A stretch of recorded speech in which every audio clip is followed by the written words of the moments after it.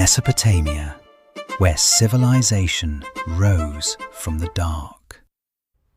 Before cities had names, before kings, laws, or recorded history, there was a land caught between two rivers. In this place, humanity took its first steps out of the dark. This is Mesopotamia. This is not just ancient history. This is the beginning of everything. Long before empires like Egypt, Greece, or Rome, human beings gathered in a harsh and unpredictable land between the Tigris and Euphrates rivers. Here, they stopped wandering. They settled. They built. They recorded their lives. They imagined gods, laws, and stories that still shape the world today. Mesopotamia is often called the cradle of civilization. But civilization here was not born gently. It was forced into existence by struggle, by nature, and by human ambition. Mesopotamia was not an easy place to live. The rivers that gave life could also bring destruction. Floods arrived without warning. Droughts could last for years. There were no mountains to protect the land and no natural borders to keep enemies away. To survive, people had to plan ahead. They had to cooperate.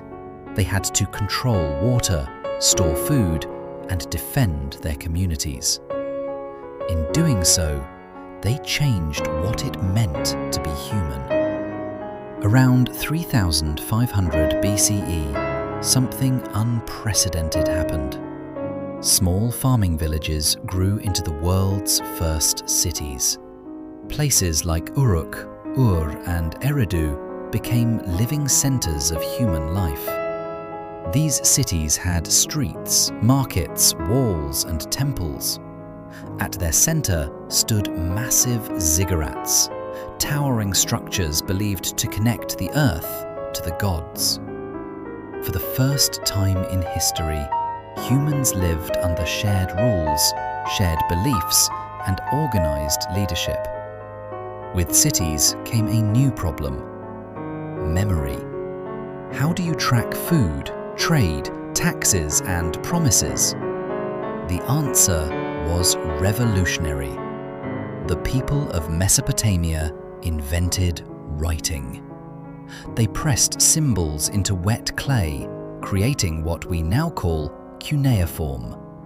At first, it was used for simple accounting, but soon writing carried prayers, laws, myths, and names. For the first time, humans could speak across generations. History itself began here. Life in Mesopotamia was shaped by the belief that the universe was controlled by powerful and unpredictable gods. Floods, illness, victory, and defeat were all seen as divine decisions. Every city served a patron god. Every success required ritual. Every failure demanded sacrifice. Religion was not separate from daily life. It was its foundation. As cities grew wealthy, conflict became inevitable. Wars broke out over land, water, and power. From this chaos emerged kings who claimed divine favor and absolute authority. One of them changed history forever. Sargon of Akkad united rival cities through conquest, creating the world's first empire. Different languages, cultures, and peoples were ruled under one authority. It was a new idea, one that would shape human politics for thousands of years. After empires rose and fell, Babylon emerged as a center of power. Its most famous ruler, Hammurabi, believed order was stronger than fear. He carved his laws into stone and placed them in public view. These laws governed work, family, crime, and punishment. Justice was no longer personal. It belonged to the state. The idea that society should be ruled by written law began here. Later, the Assyrians rose to power. They mastered war. Their armies used iron weapons, advanced tactics, and fear itself as a tool of control. Cities fell. Enemies surrendered before battles even began. Yet the Assyrians also preserved knowledge. Their libraries collected myths, science, and history, saving humanity's earliest stories from being lost.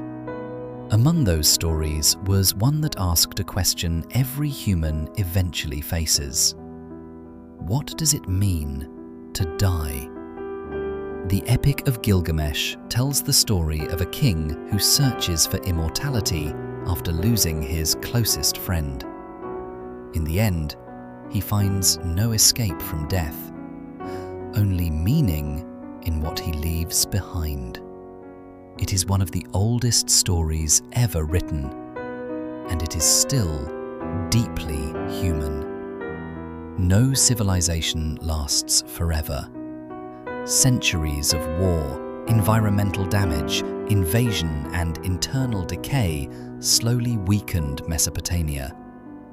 New powers rose. Old cities were abandoned. The rivers continued to flow, but the world had moved on. Mesopotamia is gone, but it is not lost. Every law, every city, every written word carries its echo. This was the moment humanity stepped out of prehistory and into memory, not in light, but in dusk.